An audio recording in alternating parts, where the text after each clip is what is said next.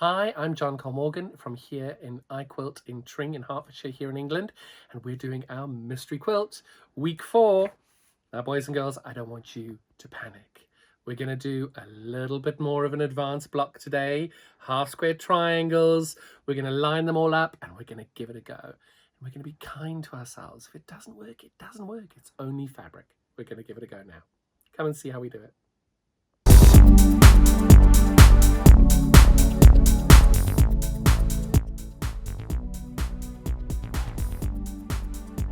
What I do think is important is if we go on to this and we can have a look and see where things have gone wrong.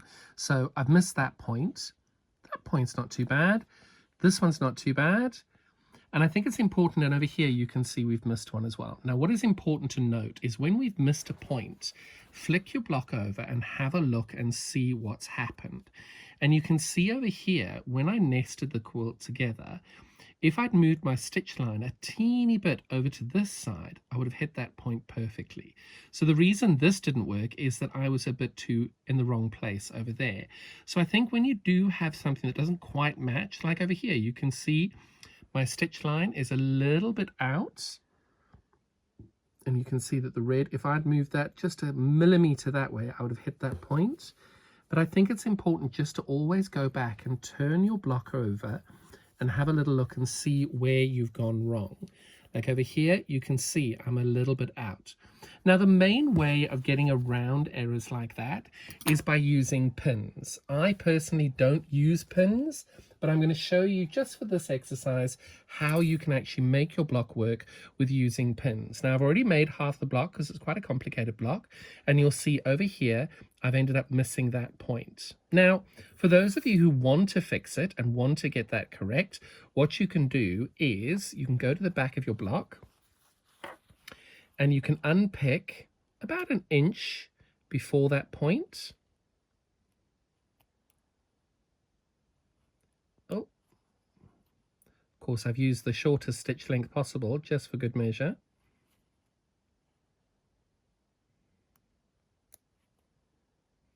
And the reason I'm showing you this is I think it's always good that you can have a look and see how you can fix it if you want to. Even if you choose not to, I think it's important to at least have that option. So all I've done is I haven't opened up the whole seam. All I've done is I've opened up that little bit there. So what I can do now is I can fold this to one side and I can see if I need to hit that point, I've got to go there. And I put my pin.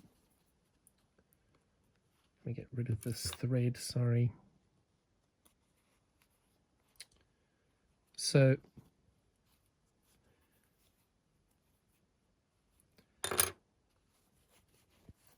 the point you want to hit with your sewing machine, you can see I've stitched there, is this point over there. So when I fold that back and I re-stitch this, I'm going to now open my seam up. And I'm going to go to my sewing machine. And you can see I'm now going to start about 1.5 inches away. I'm going to line everything up over here.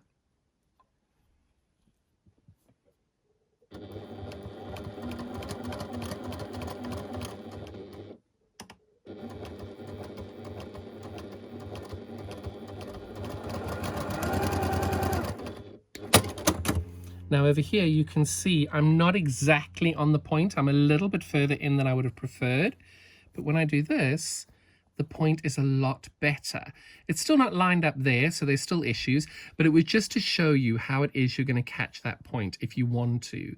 And you can see over here, these haven't quite lined up all the way along. So when I look at this, I can see my seams are a little bit out here, and this looks a little bit thin. So it'll be a case of my seams are the problem as to why this hasn't lined up perfectly. But better than nothing. I'm happy with that.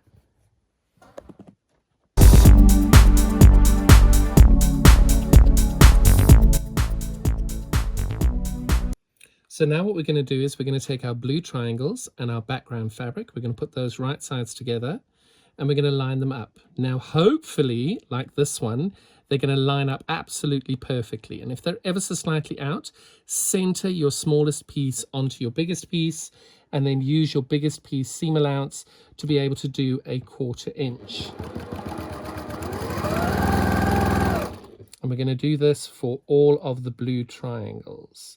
Now you'll notice I've already done some of the blue triangles because I didn't want to waste your time watching me make the same block over and over again.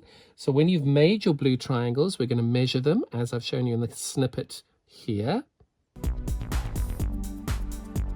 Every single one of you are going to have this problem. Okay, so what's going to happen is you're going to get your triangle. You're going to put it down and you're going to measure it. Now this should measure 2.5 inches, but now you can see over here that is not 2.5. It's 2 and a bit, 3/8. The reason for that is when I flip this over, I can see that my seam allowance here and my seam allowance here are too wide. Now because these are too wide, it's made my triangle too small. Because what we're looking to have is a triangle like this, which goes, and when you measure it by 2.5, boom, that's perfect. Sorry, I'm not getting it on there perfectly. So you can see that is exactly 2.5 inches there. Now, I do recommend that whenever we do this many half square triangles, I do go around and measure each and every one and check that I'm okay. So this one, I'm okay that way, but I'm a teeny bit shy over here. And what I do is the ones that are not quite right, I put in a separate pile. And the reason I put them in a separate pile is because there, you can see that one's perfect there. I'm a teeny bit over there and I'm a teeny bit short there. So these all go in a little pile of things that I know are wrong. And then what I do is, so I know this one is correct and I know this one is ever so slightly shy. So what I do is when I stitch them together, I put them on top of each other. And you can see that side's fine. And then over here, you can see I'm short a little bit over here. And then I just try and center it into the middle. So you can see I've got a teeny little bit of over here. I've got a teeny little bit over there. I've got a teeny bit over there and a teeny bit over there. And then I sew on this line over here using a 1/4 inch on the outside of this piece of fabric here. And by doing that, you're able to then get rid of any potential issues with the seam. Now the same is if you're over, so if both your blocks are too big, what you do then is exactly the same and you center it exactly like I've done there. And the one that's the biggest, you then just use a slightly larger seam allowance over here. And that way you'll combat any errors. But at the end of the day, this is meant to be fun. If you get it wrong and someone's going to criticize your half square triangles, that person is not your friend. They are the quilt police, and we don't like quilt police because they're not your friends. So you can take their opinion or not. I don't.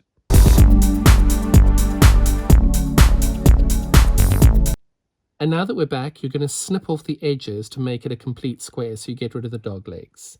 So that's how we're going to do the blue, and the red is exactly the same.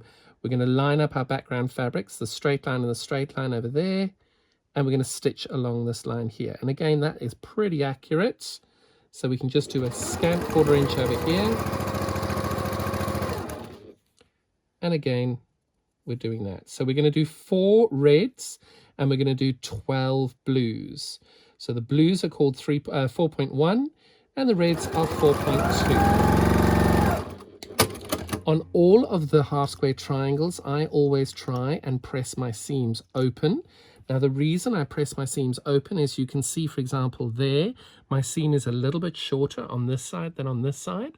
But the reason I'm doing that is that I know when I cut this fabric, this was ever so slightly smaller. So that's a way of me making sure that I know what's going on with my fabrics. So now we're going to make 4.3, which is going to use 4 of 4.1 and a square. And we're going to make one of them. I've already done half of it. So now I'm going to just sew these together. Just make sure when you're doing this, you get the directions right. And in the previous video, in the previous clip, you'll see how I show you to measure everything to get it all in the correct measurements. And if anything's ever so slightly out, you've done all your manipulations to get it the right way round. Now with all of these, I always try and press to the dark side to make sure that everything is especially when you've got a white background. I'm always making sure I press to the dark side so that you don't have anything showing through when you quilt.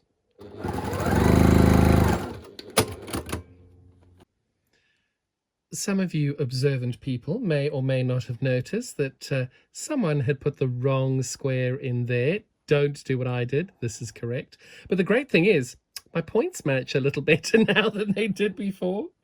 Now we're going to be making that block over there, and we're going to need a red square, 2 of the 4.2s, and 2 of the 4.1s. There is no right way of doing this or wrong way. I try and do my triangles first and stitch down the side.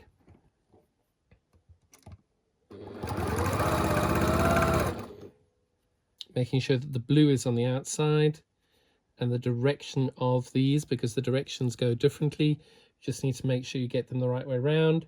Ask me how I know.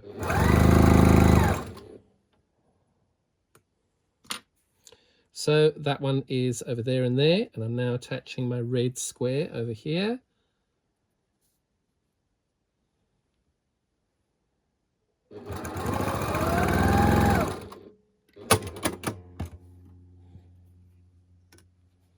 And I've got my blue triangle, which is 4.1, 4.2, red square,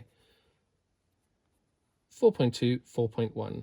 Okay, and that is going to give me my 4.4. This is available from the pattern. And then obviously we're now going to do this one, which is 4.5, which is quite simply a white square, a red square, a white square, a red square, and a white square. So then we're going to make 2 of these, making sure that your white on white is the correct way round, and mine is.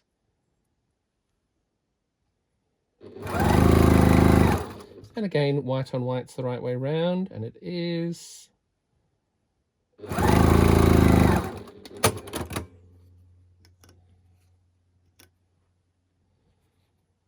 So, white, red, white, red, white. So I'm going to put a white on the end here just for good measure.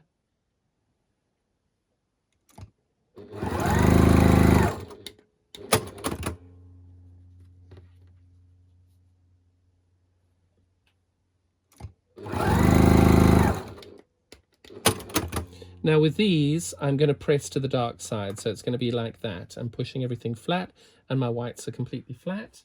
With this one, exactly the same, pressing to the dark side that way, and that way. You can do it how you choose. So now we're going to join this piece to this piece, and we're going to do this really, really slowly. Now, I don't usually use pins, but I'm going to show you the way to do it if you are going to use pins. So what you're going to do is you're going to take your pin from the back, and you're going to push it through at the exact point your blue fabric touches the background fabric over there. Okay, annoyingly I've got a little white line on that, so you can't quite see it. And then over here you're going to push through at that exact point as well, so you can see my pin is through at the exact point my background fabric touches the blue, and where that seam is over there. Now the important thing here is when you do this is that you have your pin nice and tight, and you hold your pin horizontal to the floor. But now when you do this, if you move this around, you can see your fabric's moving. So what I try and do is I attach my finger really, really firmly here. So when I move the pin, the fabric doesn't actually move. So what I do is I hold that really tight, and then I push my needle down so that it comes down from there. Now what I know is that if I stitch at that exact point where that pin is, I'm going to hit my point. Well, in theory.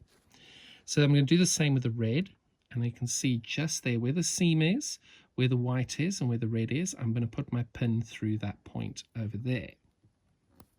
And you can see on that side it has hit that exact point. Now luckily on this side there's no point to meet, so I'm just going to leave that in like that, because there's no point to meet there, there's no triangle. So what I'm going to do here is just like before, I'm going to hold that nice and firmly and then push my pin through like that. Now I'm going to do that for all of these. Same methodology. I'm pushing through at the point where the background meets the red and where the fabric, where the stitch line is, and then I'm going in 1/4 inch on the other side, and I'm holding that nice and firm in order to get the correct position for the threads. And then last but not least, this one over here. So I can see that that's the point that I need my pin to hit, that one there. So when I have to take it from this side,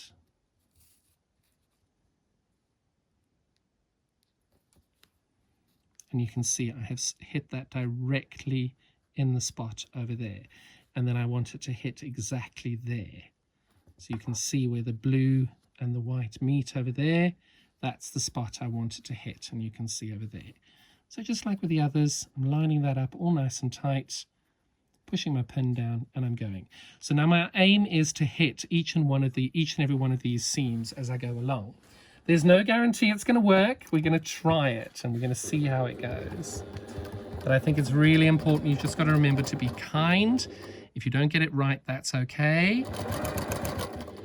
So here we go. Now, needle down, lift my foot up. Now, you notice I have not moved my pin until the foot has taken control of the fabric and pushed everything down. Okay. And then the same again over here. I need to hit exactly where that pin is.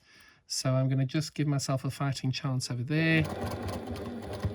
Oh, that one I think was perfect. Let's see how we go when we get to the other side. And over here. Now, that one there. I'll pull my pin out there.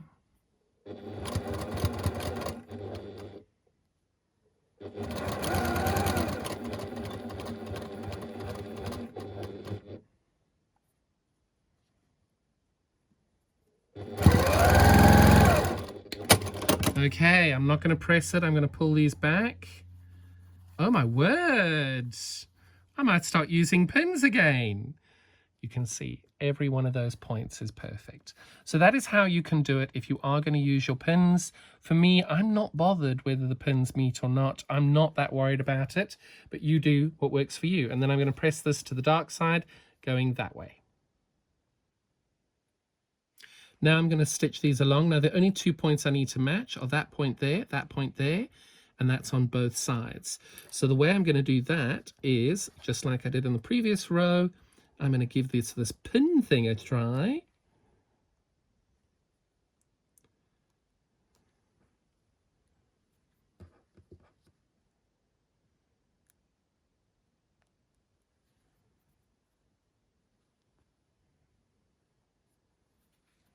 And I don't usually use the pins, but I seriously am thinking going forward, maybe I should.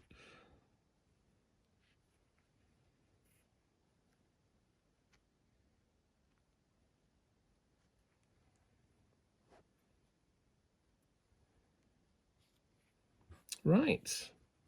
And then we're just going to stitch down this one side.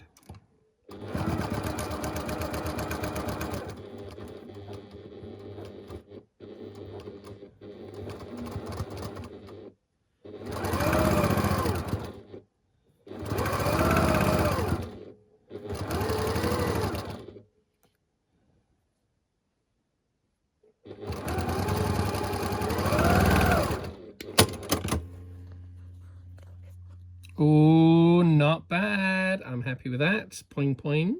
And then we're going to do exactly the same over here. But now, because I've got this press like this, you're going to see now, if I don't use pins, how you're going to line this up as you go along. So you can see that this is the point that I want to hit just here. So as I've got that lined up, all I'm going to do now, as I get closer, you can see that I have now hit that exact point there, and hopefully that's worked.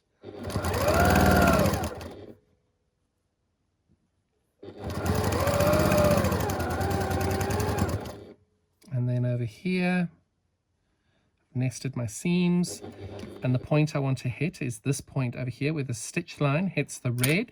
That's the point I'm aiming for.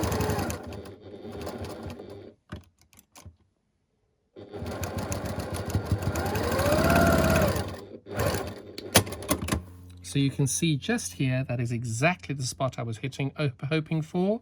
And over here, that was the point I was hoping for. And when I fold them back, I could not have hit that better if I tried. So that's without using my pins and just using the visual aspect over here. And then I'm going to press this towards the dark side. And there we have block 4 finished. You're going to be able to now go and make 4 of these, if I'm not mistaken. Yes, you're making 4 of these, which will mean you have now made 24 blocks of the 40 of the whole program. So this is the bright red and blue that we've used for the batik. This is the Adidas Sitar, and you can see the softness of it, how it changes. Now, if you're going to be doing scrappy, that's absolutely perfect. I try and keep these colors the same, and I try and keep these colors the same, only because 4 of these together, they do have a secondary pattern in the quilt, and that way you'll be able to keep that going. So being able to have, maybe you want to do a different color here and here and there and there, and then doing different colors here. Maybe you keep those colors the same and then the outer corner colors the same, but there is a way of making this scrappy and making it really pretty. But I would keep this the same color and the points over here the same color, and then the circle in the middle, because it does create that secondary pattern. I hope you enjoyed this week's installment. There are going to be a few more. You may have missed a couple already. You can catch up with them all on iQuilt with John on the YouTube page, iQuilt with John. Look for the playlist, The Hope Quilt. Anything you pop on social media, I would love to see it. If you could use the hashtag, The Hope Quilt, I would be so grateful. And iQuilt, that'll be awesome. As you'll see on the screen now, you've got the links for the Facebook page if you want to interact with our recipes. You've got our Instagram page if you want to interact with our Mindful Monday live broadcast that we do every Monday. And we've also got the links then to the John and T Squared podcast, available on Audible at this link, available on Spotify at this link, and available on Apple Podcasts on this link. When in doubt, if you do want to reach me and get in touch and have a question or anything like that, drop me a line at this website now. You'll be able to see there's a contact form. You can drop me a line on our contact form. And also, just check out the website, iquilt.studio, and catch up with all the latest news. And maybe you want to subscribe to our YouTube channel. Be so grateful for all your support. Have a great day. See you next week.